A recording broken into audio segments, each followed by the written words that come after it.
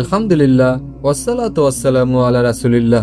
একটি প্রশ্ন যে ডক্টর জাকির, আপনি তো সৌদি আরবের রাষ্ট্রীয় সম্মাননা পেয়েছেন, আপনার কাছে কিং ফয়সাল অ্যাওয়ার্ড আছে, তবে আপনি কেন সৌদি আরবে স্থায়ীভাবে না থেকে মালয়েশিয়াকে নিজের থাকার জায়গা হিসেবে বেছে নিলেন?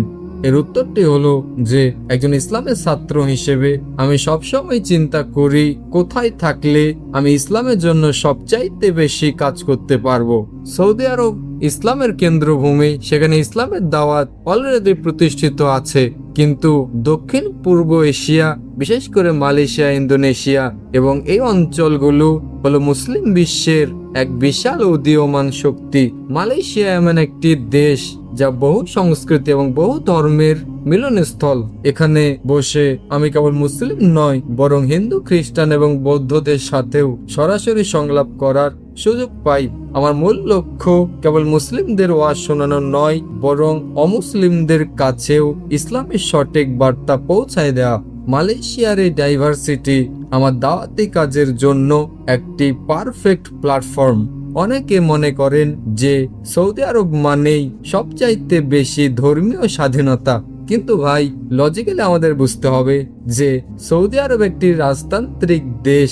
সেখানে প্রতিটি বক্তব্যের উপর রাষ্ট্রীয় প্রোটোকল এবং সেন্সরশিপের একটি পরোক্ষ চাপ থাকে।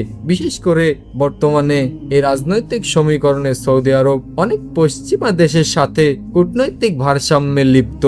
অন্যদিকে মালয়েশিয়া একটি গণতান্ত্রিক মুসলিম দেশ। সেখানে আমি আমার মতামত প্রকাশের ক্ষেত্রে যে স্বাধীনতা পাই তা বর্তমান বিশ্বের খুব কম মুসলিম দেশেই সম্ভব। মালয়েশিয়ার সরকার এবং সাধারণ মানুষ আমার কাজকে সম্মান করে এবং তারা আমাকে কোনো বিশেষ রাজনৈতিক ফ্রেমের মধ্যে সীমাবদ্ধ রাখে না। একজন প্রচারকের জন্য সবচাইতে বড় সম্পদ হলো তার বাক স্বাধীনতা।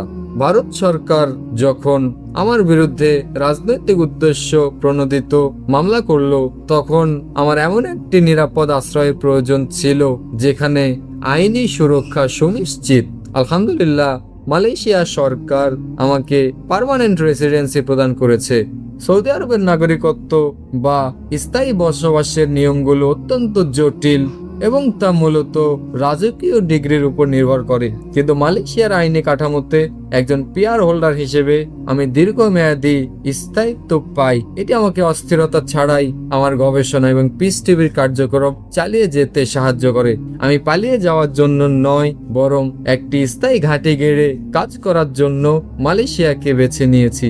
আপনারা জানেন যে আমেরিকা এবং ভারতের মতো দেশগুলো থেকে সৌদি আরবের উপর প্রচুর কূটনৈতিক চাপ ছিল আমাকে হস্তান্তর করার জন্য। সৌদি আরব আমাদের হৃদয়ের কাছের দেশ, কিন্তু ভূরাজনৈতিক বাস্তবতায় তারা অনেক সময় আন্তর্জাতিক চাপের মুখে নমনীয় হতে বাধ্য হয়।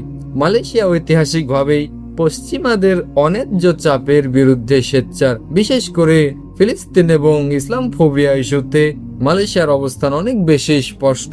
আমি অনুভব করেছি যে মালয়েশিয়ায় থাকলে আন্তর্জাতিক ষড়যন্ত্রের শিকার হওয়া আমার জন্য কিছুটা কঠিন হবে। এটি ছিল আমার ইমানি কাজের সুরক্ষার জন্য একটি কৌশলগত সিদ্ধান্ত। আমার জন্ম ভারতে, আমার প্রধান অডিয়েন্স ভারত, বাংলাদেশ এবং পাকিস্তান। মালয়েশিয়া ভৌগোলিকভাবে এই অঞ্চলগুলোর খুব কাছে। সময় এবং যোগাযোগের দিক থেকে মালয়েশিয়া এই বিশাল জনগণের সাথে কানেক্টেড থাকাটা সহজ করে। সৌদি আরব থেকে এই সুবিধাটা পাওয়া যায় না। বর্তমানে আমি মালয়েশিয়াতে বসেও বাংলা, হিন্দি এবং ইংরেজি ভাষায় কোটি কোটি মানুষের সাথে সরাসরি যুক্ত হতে পারছি। মালয়েশিয়া যেমন প্রাচ্য এবং পাশ্চাত্যের মাঝে একটি সেতু হিসেবে কাজ করে, আমার জন্য মালয়েশিয়া এখন কেবল একটি দেশ নয়, এটি আমার দাওয়াতি মিশনের গ্লোবাল হেডকোয়ার্টার। সবশেষে আমি বলবো, একজন মুসলিমের কাছে পুরো পৃথিবী আল্লাহর জমিন। যেখানে দিনের কাজ সবচাইতে ভালো হবে, একজন দায়ী সেখানে হিজরত করবে। সৌদি আরব আমার হৃদয়ে আছে এবং থাকবে, কিন্তু মালয়েশিয়া আমার কর্মক্ষেত্র। আমার লক্ষ্য কোনো দেশ দখল করা নয়, বরং মানুষের হৃদয় দখল করা। যারা ভাবছেন আমি চাপের মুখে মালয়েশিয়াতে এসেছি, তারা ভুল। আমি এসেছি পরিকল্পনা করে, যাতে আমি আরো বেশি মানুষের কাছে পৌঁছাতে পারি। আপনারা আমার জন্য দোয়া করবেন, যাতে আল্লাহ পবিত্র ভূমি থেকে ইসলামের নূর আরো বেশি ছড়িয়ে দেওয়ার তৌফিক দান করেন। ওয়া আখিরু দাওয়ানা আলহামদুলিল্লাহি রাব্বিল আলামিন।